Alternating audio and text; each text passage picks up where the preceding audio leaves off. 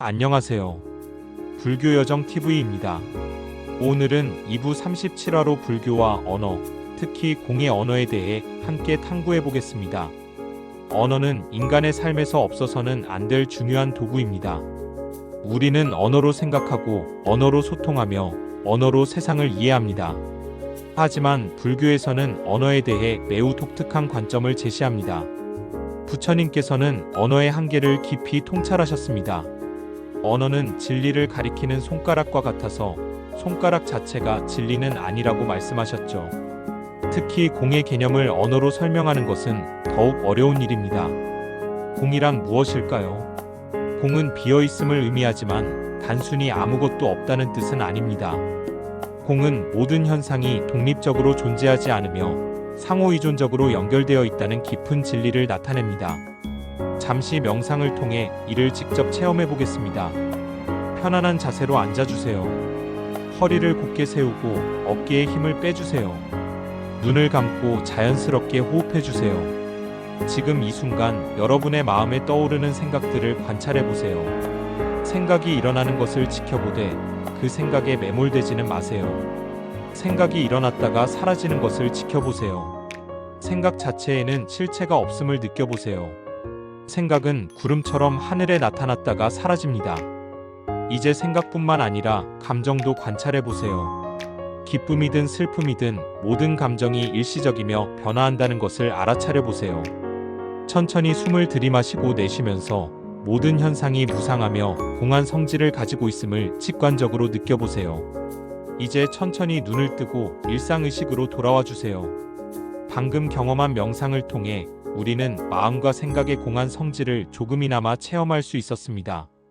이것이 바로 공의 언어가 가리키는 진리입니다. 불교에서 언어의 문제는 언어 자체가 이원론적 사고에 기반하고 있다는 점입니다.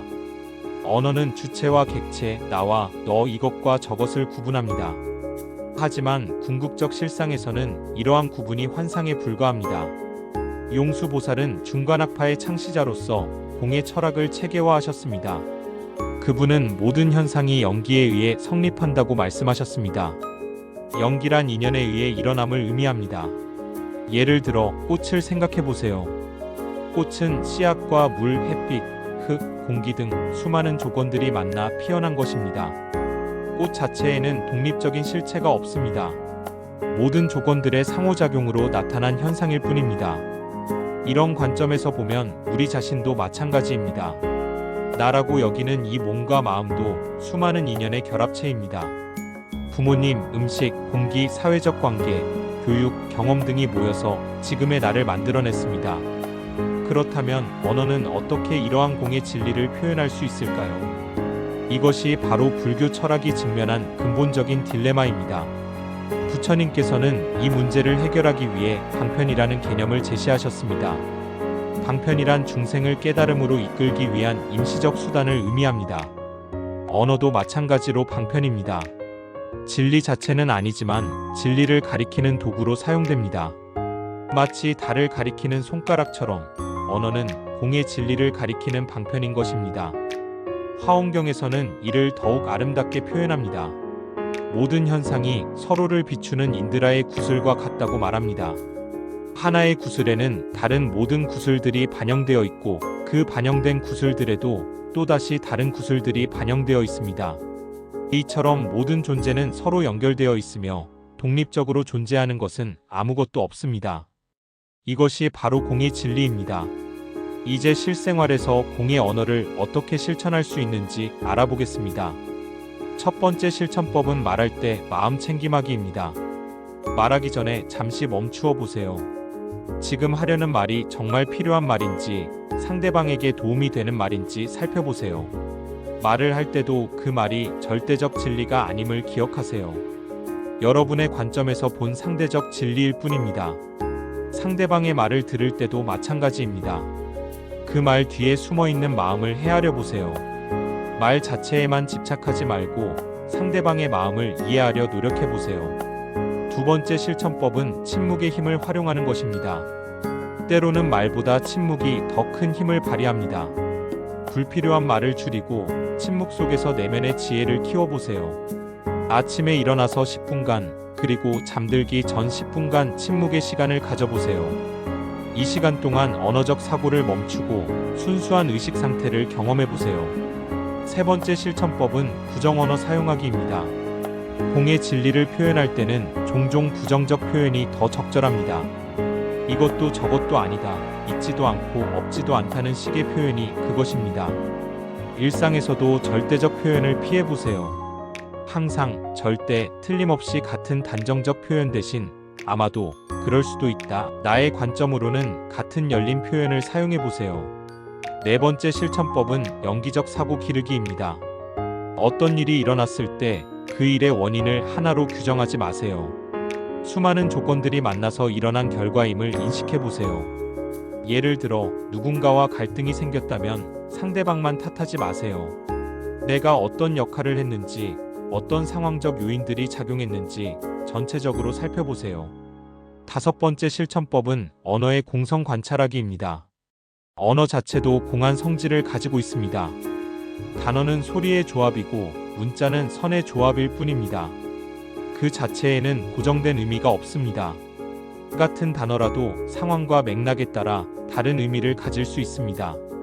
언어의 이런 상대적 성질을 깊이 관찰해 보세요. 이제 좀 더 깊이 있는 명상을 통해 공의 언어를 직접 체험해 보겠습니다. 편안한 자세로 앉아주세요. 등을 곧게 세우고 어깨의 힘을 완전히 빼주세요. 눈을 감고 자연스럽게 호흡해 주세요. 먼저 지금 이 순간 마음에 떠오르는 모든 생각들을 관찰해 보세요. 생각이 일어나는 것을 지켜보되 그 생각에 휘둘리지는 마세요. 생각 하나하나를 자세히 살펴보세요. 그 생각이 어디서 왔는지, 어떤 내용인지, 그리고 어디로 사라지는지 지켜보세요. 생각과 생각 사이의 빈 공간을 느껴보세요. 생각이 일어나기 전과 사라진 후에 고요한 공간을 경험해 보세요. 이제 언어적 사고를 완전히 멈춰보세요. 단어나 문장으로 생각하는 것을 그만두고 순수한 의식만 남겨두세요. 이 상태에서 나는 누구인가라는 질문을 던져보세요. 하지만 언어로 답하려 하지 마세요. 그저 그 질문이 가리키는 바를 직접 경험해 보세요. 나라고 여기는 주체가 정말 있는지 살펴보세요. 생각하는 주체, 느끼는 주체, 경험하는 주체가 실제로 존재하는지 관찰해 보세요. 아마 명확한 주체를 찾을 수 없을 것입니다. 생각은 있지만 생각하는 자는 없고, 경험은 있지만 경험하는 자는 없음을 느껴보세요. 이것이 바로 공의 진리입니다. 현상은 있지만 그 현상의 주체는 없습니다. 과정은 있지만 그 과정의 실체는 없습니다. 이제 이런 깨달음을 언어로 표현해 보려 해보세요. 아마 적절한 말을 찾기 어려울 것입니다. 이것이 바로 공의 언어가 직면한 한계입니다. 천천히 숨을 들이마시고 내쉬면서 이 깊은 침묵과 공성을 충분히 음미해 보세요. 이제 천천히 눈을 뜨고 일상의식으로 돌아와 주세요. 방금 경험한 명상을 통해 우리는 언어를 초월한 공의 영역을 조금이나마 체험할 수 있었습니다. 선불교에서는 이러한 경험을 교회별전이라고 표현합니다. 언어나 문자를 통하지 않고 직접 마음에서 마음으로 전하는 가르침이라는 뜻입니다. 하지만 그렇다고 해서 언어가 무용하다는 것은 아닙니다. 언어는 여전히 중요한 방편입니다. 다만 언어의 한계를 인식하고 올바르게 사용해야 합니다. 공의 언어를 사용할 때 주의해야 할 점들이 있습니다. 첫째, 허무주의에 빠지지 않아야 합니다. 공이라고 해서 모든 것이 무의미하다는 뜻은 아닙니다. 상대적 차원에서는 선악과 인과응보가 분명히 작용합니다. 둘째, 언어 유희에 빠지지 않아야 합니다. 공의 개념을 이용해서 말장난을 하거나 책임을 회피해서는 안 됩니다. 셋째, 공의 견해에 집착하지 않아야 합니다. 공조차도 방편일 뿐입니다. 공에 대한 집착도 또 다른 번뇌가 될 수 있습니다. 이제 구체적인 실천 방법들을 더 자세히 알아보겠습니다. 말하는 연습입니다. 하루에 한 번씩 10분간 혼자서 말하는 연습을 해보세요. 주제는 자유롭게 정하되 절대적 표현을 사용하지 않고 말해보세요. 예를 들어 오늘 날씨가 좋다고 말하는 대신 나에게는 오늘 날씨가 좋게 느껴진다고 표현해보세요. 이 음식이 맛있다는 대신 내 입맛에는 이 음식이 맛있다고 말해보세요. 이런 연습을 통해 상대적 진리와 절대적 진리를 구분하는 능력을 기를 수 있습니다. 듣는 연습도 중요합니다. 상대방이 말할 때 그 말의 문자적 의미에만 집중하지 마세요. 그 말 뒤에 숨어있는 마음의 상태를 읽어보려 노력하세요. 상대방이 화가 났다고 할 때 그 화의 본질이 무엇인지 살펴보세요. 아마 상처받은 마음이나 두려움이 화의 형태로 나타난 것일 수도 있습니다. 이렇게 들으면 상대방과 더 깊이 소통할 수 있습니다. 글쓰기 연습도 해보세요. 일주일에 한 번씩 공의 관점에서 일기를 써보세요. 그날 일어난 일들을 절대적 사실로 기록하는 대신 나의 관점에서 경험한 상대적 진리로 기록해보세요. 예를 들어 누군가와 다퉜다면 그 사람이 나쁘다고 단정하지 마세요. 서로 다른 관점을 가지고 있어서 충돌이 일어났다고 이해해보세요.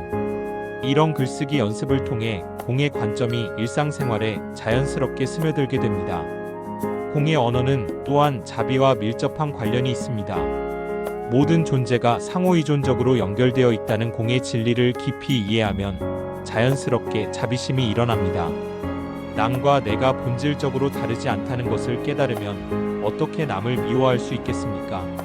자비로운 말하기를 연습해보세요. 말하기 전에 이 말이 상대방에게 도움이 될지 잠시 생각해보세요. 비판할 일이 있더라도 상대방의 인격을 공격하지 말고 행동이나 상황에 대해서만 이야기해보세요. 칭찬할 때도 마찬가지입니다. 상대방의 고정된 속성을 칭찬하기보다는 구체적인 행동이나 노력을 인정해주세요. 공의 언어는 지혜와도 직결됩니다. 모든 현상이 조건에 따라 변한다는 것을 이해하면 어떤 상황에서도 절망하지 않게 됩니다. 힘든 상황도 조건이 바뀌면 변할 수 있다는 희망을 가질 수 있습니다. 동시에 좋은 상황에서도 교만하지 않게 됩니다. 현재의 성공이나 행복도 조건에 따른 일시적 현상임을 알기 때문입니다. 이제 더 깊은 차원의 공의 언어에 대해 알아보겠습니다. 불교에서는 언어를 세 가지 차원으로 구분합니다. 첫째는 일상적 언어입니다. 우리가 평소에 사용하는 세속적 의미의 언어입니다. 이 차원에서는 상대적 진리가 통용됩니다. 둘째는 방편적 언어입니다. 깨달음을 위해 사용되는 교설의 언어입니다. 경전의 언어가 여기에 해당합니다. 이 언어는 궁극적 진리를 가리키지만 그 자체가 진리는 아닙니다. 셋째는 침묵의 언어입니다. 언어를 초월한 직접적 깨달음의 영역입니다. 부처님께서 깨달음을 얻으신 후 처음에 설법을 주저하신 것도 이 때문입니다. 이 세 차원의 언어를 적절히 사용하는 것이 공의 언어를 실천하는 핵심입니다. 일상에서는 상대방의 이해 수준에 맞춰 대화하되 항상 더 깊은 차원을 염두에 두어야 합니다. 예를 들어 아이와 대화할 때는 아이의 눈높이에 맞춰 말하지만 동시에 그 아이의 성장을 위한 지혜를 담아야 합니다. 공의 언어 실천에서 가장 중요한 것은 마음의 준비입니다. 말하기 전에 마음을 고요히 정돈하세요. 감정적으로 동요된 상태에서는 공의 언어를 실천하기 어렵습니다. 화가 날 때는 일단 호흡을 가다듬고 그 화의 본질을 살펴보세요. 화도 조건에 따라 일어났다가 사라지는 무상한 현상임을 인식하세요. 기쁠 때도 마찬가지입니다. 기쁨에 취하지 말고 그 기쁨의 조건부적 성격을 인식하세요. 이렇게 평정심을 유지하면서 말할 때 비로소 공의 언어가 가능합니다. 공의 언어는 또한 창조적 측면이 있습니다. 기존의 고정된 사고틀을 벗어나 새로운 관점을 제시할 수 있습니다. 문제를 다각도로 바라보고 창의적 해결책을 찾는 데 도움이 됩니다. 예를 들어 갈등 상황에서 어느 한쪽만 옳다고 고집하지 말고 양쪽 모두의 입장을 이해하고 조화시킬 방안을 모색해보세요. 이것이 바로 중도의 지혜입니다. 극단에 치우치지 않고 균형 잡힌 관점을 유지하는 것입니다. 공의 언어를 실천할 때 나타날 수 있는 어려움들도 있습니다. 첫째, 소통의 어려움입니다. 상대방이 절대적 사고에 익숙하다면 공의 언어를 이해하기 어려울 수 있습니다. 이럴 때는 점진적으로 접근해야 합니다. 둘째, 우유부단함으로 오해받을 수 있습니다. 모든 것을 상대적으로 말하다 보면 결단력이 없어 보일 수 있습니다. 하지만 이는 진정한 공의 언어가 아닙니다. 상황에 따라 명확한 판단도 필요합니다. 셋째, 책임 회피로 비칠 수 있습니다. 공의 논리로 자신의 잘못을 정당화하려 해서는 안 됩니다. 상대적 차원에서는 분명한 책임이 존재합니다. 이런 어려움들을 극복하려면 지속적인 수행이 필요합니다. 매일 아침 명상으로 하루를 시작하세요. 10분이라도 좋으니 마음을 고요히 정돈하는 시간을 가지세요.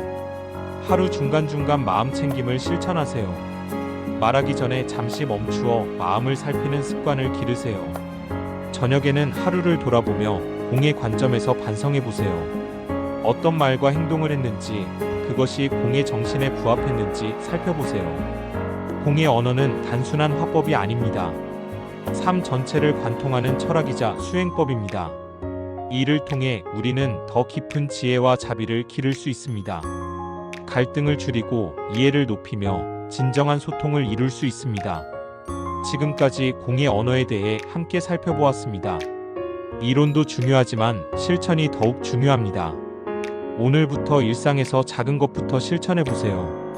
절대적 표현을 줄이고 상대방의 입장을 이해하려 노력하며 말하기 전에 잠시 멈춰 생각하는 습관을 기르세요. 마지막으로 공의 언어를 체득하기 위한 종합적인 수행법을 소개하겠습니다. 아침 수행입니다. 일어나자마자 5분간 침묵의 시간을 가지세요. 어떤 생각이나 계획도 하지 말고 그저 순수한 의식만 유지해 보세요. 그 다음 오늘 하루 어떤 마음으로 말할 것인지 다짐해 보세요. 자비롭고 지혜로운 말을 하겠다는 의도를 세워보세요. 오전 수행입니다. 첫 번째로 말하기 전에 반드시 한번 숨을 고르세요. 이 작은 멈춤이 마음 챙김을 가져다 줍니다. 상대방의 말을 들을 때는 판단하려 하지 말고 그저 들어보세요. 그 사람의 마음 상태를 이해하려 노력하세요. 점심 수행입니다. 식사 전에 잠시 감사의 마음을 가져보세요. 이 음식이 나에게 오기까지의 모든 인연을 생각해 보세요. 농부, 운송업자, 판매자, 조리하는 분까지 수많은 분들의 노력이 들어 있습니다. 이것이 바로 연기법의 실천입니다. 모든 것이 서로 연결되어 있음을 실감하게 됩니다. 오후 수행입니다. 오후에는 조금 더 적극적으로 공의 언어를 실천해 보세요. 갈등 상황이 생기면 양쪽의 입장을 모두 이해하려 노력하세요. 문제가 생겼을 때는 원인을 하나로 단정하지 말고 여러 조건들을 종합적으로 살펴보세요. 저녁 수행입니다. 하루를 마무리하며 반성의 시간을 가지세요. 오늘 한 말들 중에서 공의 정신에 어긋나는 것은 없었는지 돌아보세요. 잘못한 것이 있다면 내일 어떻게 할 것인지 계획을 세워보세요. 하지만 자책하지는 마세요. 잘못도 조건에 따른 것이니까요. 밤 수행입니다.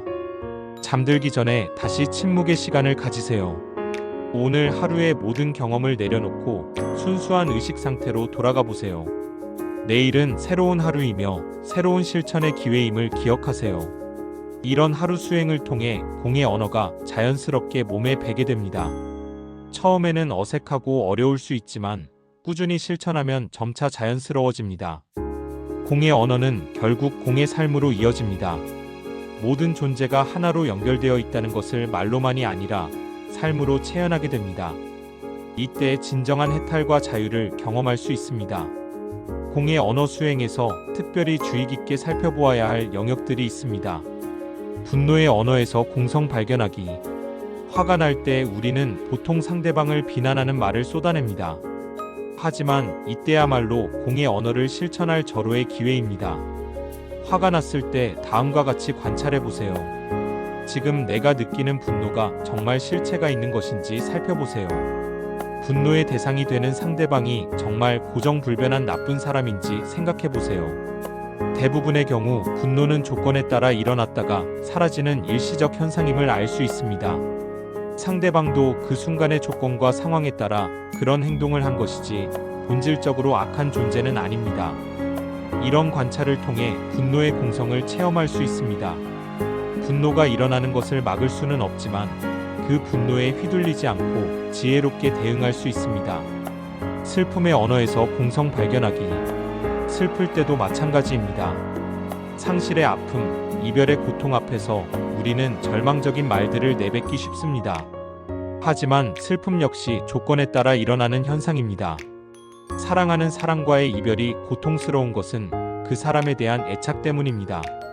애착의 본질을 살펴보면 상대방을 독립적이고 영원한 존재로 여기는 착각에서 비롯됨을 알 수 있습니다. 하지만 모든 만남은 조건에 따른 것이고 모든 관계는 무상합니다. 이것을 깊이 이해하면 슬픔을 거부하지도 않고 그렇다고 슬픔에 매몰되지도 않는 지혜를 얻을 수 있습니다. 기쁨의 언어에서 공성 발견하기. 기쁠 때는 자칫 교만해지기 쉽습니다. 성공했을 때, 인정받았을 때, 원하는 것을 얻었을 때 우리는 자신을 과대평가하는 말을 하기 쉽습니다. 하지만 기쁨도 조건에 따른 일시적 현상입니다. 지금의 성공이나 행복도 수많은 조건들이 만나서 이뤄진 결과입니다. 내 능력만으로 이룬 것은 아무것도 없습니다. 부모님, 스승, 동료, 사회적 환경 등 무수히 많은 조건들의 도움이 있었습니다. 이런 깨달음을 통해 겸손한 기쁨, 감사하는 기쁨을 경험할 수 있습니다. 두려움의 언어에서 공성 발견하기. 두려움은 미래에 대한 불안에서 비롯됩니다. 아직 일어나지 않은 일에 대해 걱정하며 부정적인 말들을 늘어놓습니다. 하지만 두려움의 대상을 자세히 살펴보면 대부분 실체가 없는 환상임을 알 수 있습니다. 미래는 아직 결정되지 않았고 현재의 조건이 바뀌면 미래도 달라질 수 있습니다. 두려움이 일어날 때는 현재 이 순간으로 돌아와 보세요. 지금 이 순간에는 두려워할 것이 실제로 있는지 살펴보세요. 대부분의 경우 지금 이 순간은 안전하다는 것을 알 수 있습니다. 이런 실천을 통해 두려움의 공성을 체험하고 현재 중심의 삶을 살 수 있습니다. 질투의 언어에서 공성 발견하기. 질투는 남과 나를 비교하는 마음에서 생깁니다. 상대방이 가진 것을 부러워하며 자신을 비하하는 말을 하게 됩니다. 하지만 질투의 근본에는 분리된 자아라는 착각이 있습니다. 나와 남이 본질적으로 다르다고 여기기 때문에 비교와 경쟁이 일어납니다. 공의 관점에서 보면 모든 존재는 상호 연결되어 있습니다. 상대방의 성공은 곧 전체의 성공이고 나의 성공도 마찬가지입니다. 이런 이해를 통해 질투를 기쁨으로 바꿀 수 있습니다. 남의 성공을 진심으로 축하하고 그로부터 배우는 마음을 가질 수 있습니다. 교만의 언어에서 공성 발견하기. 교만은 자아에 대한 과도한 집착에서 비롯됩니다. 자신이 특별하고 우월하다고 여기며 거만한 말을 하게 됩니다. 하지만 교만의 대상인 자아를 자세히 살펴보면 고정된 실체를 찾을 수 없습니다. 지금의 나는 과거의 경험, 교육, 환경 등이 만들어낸 일시적 조합체일 뿐입니다. 또한 내가 자랑스러워하는 능력이나 성취도 혼자 힘으로 이룬 것이 아닙니다. 수많은 사람들의 도움과 사회적 조건들이 함께 작용한 결과입니다. 이런 성찰을 통해 교만을 겸손으로 바꿀 수 있습니다. 자신의 한계를 인정하고 다른 사람들에게 감사하는 마음을 가질 수 있습니다. 이제 공의 언어의 고급 실천법을 알아보겠습니다. 공안 활용하기. 선불교의 공안은 논리적 사고를 초월한 깨달음을 위한 도구입니다.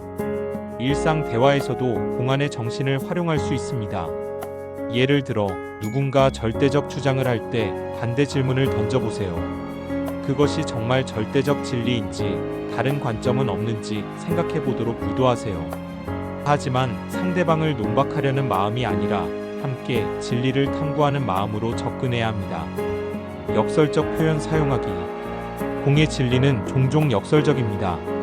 있으면서 없고 없으면서 있습니다.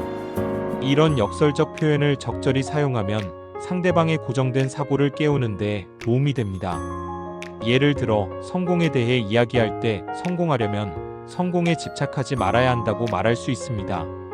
행복하려면 행복을 쫓지 말아야 한다는 것도 마찬가지입니다.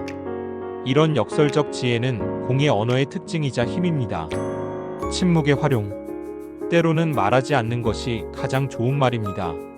상대방이 감정적으로 흥분했을 때 논리적 설명보다는 조용히 들어주는 것이 더 큰 치유가 될 수 있습니다. 침묵은 단순히 말을 안 하는 것이 아닙니다. 마음의 고요함과 평정심을 바탕으로 한 적극적 소통 방식입니다. 상대방의 말을 깊이 듣고 그 마음을 공감하는 것 자체가 강력한 메시지가 됩니다. 질문의 힘 활용하기. 공의 언어에서는 답을 주기보다 질문을 던지는 것이 더 효과적일 때가 많습니다. 질문은 상대방이 스스로 깨달을 수 있는 기회를 제공합니다. 예를 들어 누군가 자신의 문제에 대해 하소연할 때 해답을 제시하기보다는 "그런 생각은 어디서 나온 것 같으세요? 라고 질문해 볼 수 있습니다. 이런 질문을 통해 상대방이 자신의 사고 패턴을 돌아보고 새로운 관점을 발견할 수 있습니다. 공의 언어를 통한 갈등 해결법도 중요한 주제입니다. 갈등 상황에서의 공의 언어. 갈등이 생겼을 때 우리는 보통 자신이 옳다는 것을 증명하려 합니다. 하지만 공의 관점에서는 절대적으로 옳거나 틀린 입장은 없습니다. 갈등 해결의 첫 단계는 양쪽 입장을 모두 이해하는 것입니다. 상대방의 관점에서 상황을 바라보려 노력해 보세요. 두 번째 단계는 갈등의 근본 원인을 파악하는 것입니다. 표면적 문제 뒤에 숨어 있는 더 깊은 욕구나 두려움을 찾아보세요. 세 번째 단계는 양쪽 모두를 만족시킬 수 있는 창조적 해결책을 모색하는 것입니다. 이때 공의 지혜가 큰 도움이 됩니다. 가족 관계에서의 공의 언어. 가족 간에는 감정적 애착이 강하기 때문에 공의 언어를 실천하기가 더 어려울 수 있습니다. 하지만 바로 그렇기 때문에 더욱 필요합니다. 부모와 자녀 사이에서는 서로에 대한 기대와 실망이 클 수 있습니다. 이때 공의 관점에서 상대방을 바라보면 훨씬 편안한 관계를 유지할 수 있습니다. 부모는 자녀를 자신의 소유물이 아닌 독립된 존재로 인정하고, 자녀는 부모를 완벽한 존재가 아닌 한계가 있는 인간으로 이해할 수 있습니다. 부부 관계에서도 마찬가지입니다. 상대방이 나의 기대에 맞춰 살아야 한다는 생각을 내려놓고 있는 그대로의 모습을 인정하는 것이 중요합니다.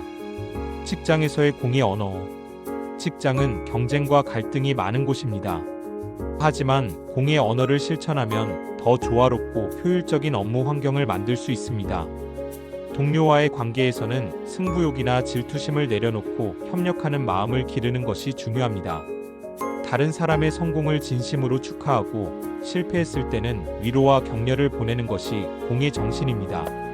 상사나 부하 직원과의 관계에서도 권위나 계급에 매이지 말고 인간 대 인간으로 존중하는 마음을 가져야 합니다. 사회적 관계에서의 공의 언어. 현대 사회는 다양한 갈등과 분열로 가득합니다. 정치적 견해, 종교적 신념, 세대 차이 등으로 인한 대립이 심각합니다. 이런 상황에서 공의 언어는 화해와 통합의 열쇠가 될 수 있습니다. 서로 다른 입장을 인정하고 공통 분모를 찾아가는 노력이 필요합니다. 특히 SNS나 인터넷 댓글 문화에서 공의 언어를 실천하는 것은 매우 중요합니다.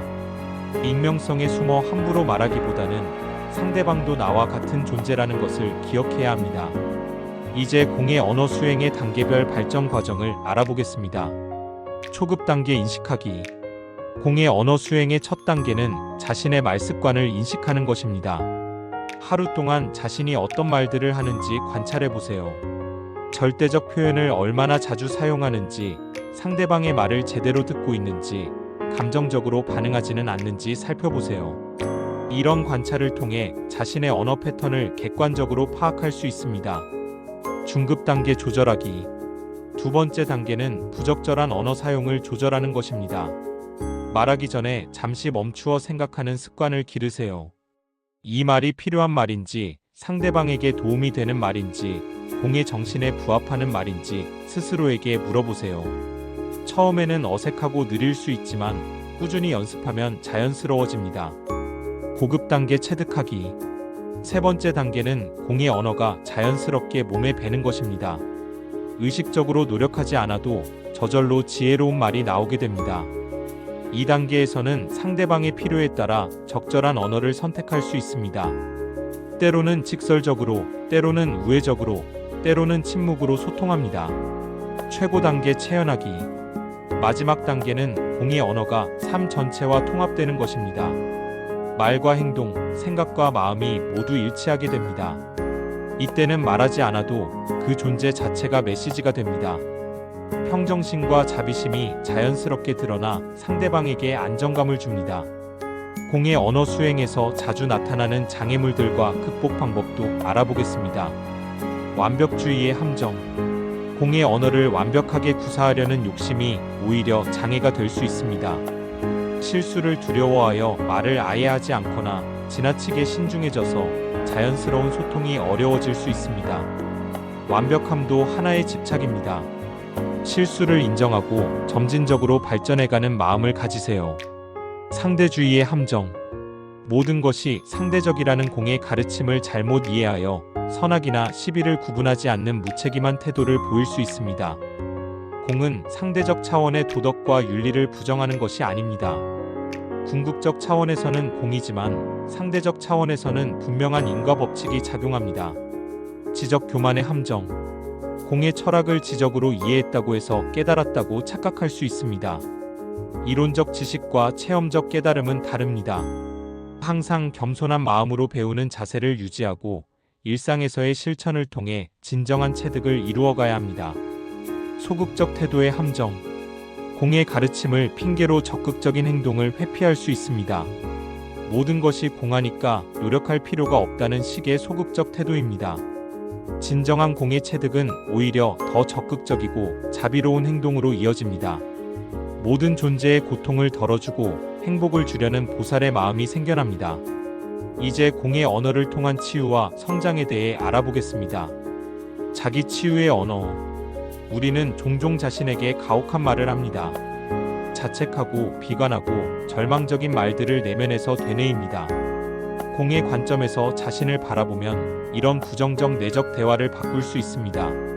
자신도 조건에 따라 변화하는 존재이며 고정된 실체가 없다는 것을 이해하면 자신을 용서하고 격려할 수 있습니다. 실수나 실패도 영원하지 않습니다. 조건이 바뀌면 얼마든지 새로운 시작을 할 수 있습니다. 타인 치유의 언어. 공의 언어는 다른 사람의 마음을 치유하는 강력한 도구이기도 합니다. 상대방의 고통을 공감하되 그 고통에 동화되지는 않는 균형 잡힌 자세가 중요합니다. 상대방의 문제를 단순히 해결해 주려 하기보다는 그 사람이 스스로 답을 찾을 수 있도록 돕는 것이 더 근본적인 치유입니다. 경청과 공감, 적절한 질문과 격려가 공의 언어를 통한 치유의 핵심입니다. 관계 치유의 언어. 깨어진 관계도 공의 언어를 통해 회복할 수 있습니다. 과거의 상처나 원망에 매이지 말고 현재 이 순간부터 새로운 관계를 시작한다는 마음가짐이 중요합니다. 상대방도 나도 모두 변화하는 존재입니다. 과거의 모습에 고착되지 말고 현재의 가능성을 열어두는 것이 관계 치유의 열쇠입니다. 사회 치유의 언어. 개인적 차원을 넘어 사회적 갈등과 분열도 공의 언어로 치유할 수 있습니다.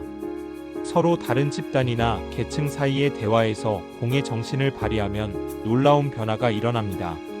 상대방을 적으로 보지 말고 함께 문제를 해결해야 할 동반자로 바라보는 것이 첫걸음입니다. 공의 언어와 창조성의 관계도 중요한 주제입니다. 고정관념 깨트리기. 공의 언어는 기존의 사고틀을 깨트리는 힘이 있습니다. 당연하다고 여겨온 것들의 의문을 제기하고 새로운 관점을 제시할 수 있습니다. 예술가들이 기존의 규칙을 깨고 새로운 표현 양식을 창조하는 것처럼 공의 언어도 창조적 사고의 원동력이 됩니다. 유연한 사고력. 모든 것이 상호의존적이라는 공의 통찰은 다각적이고 유연한 사고를 가능하게 합니다. 하나의 문제를 여러 관점에서 바라보고 예상치 못한 해결책을 찾을 수 있습니다. 이런 유연성은 변화하는 시대에 적응하고 새로운 기회를 포착하는 데 큰 도움이 됩니다. 직관적 지혜. 논리적 사고를 넘어선 직관적 지혜도 공의 언어의 특징입니다. 언어로 설명하기 어려운 깊은 통찰을 얻고 그것을 적절한 방식으로 표현할 수 있습니다. 이런 직관적 지혜는 예술, 과학, 철학 등 모든 분야에서 창조적 영감의 원천이 됩니다. 마지막으로 공의 언어를 통한 궁극적 자유에 대해 이야기하겠습니다. 언어의 속박에서 벗어나기. 우리는 언어에 의해 조건화되고 제약됩니다. 특정한 단어들이 특정한 감정이나 반응을 자동으로 유발합니다. 공의 언어 수행을 통해 이런 자동적 반응에서 벗어날 수 있습니다.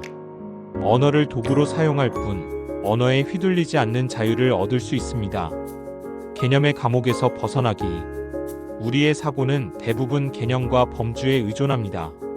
하지만 실제는 개념보다 훨씬 풍부하고 미묘합니다.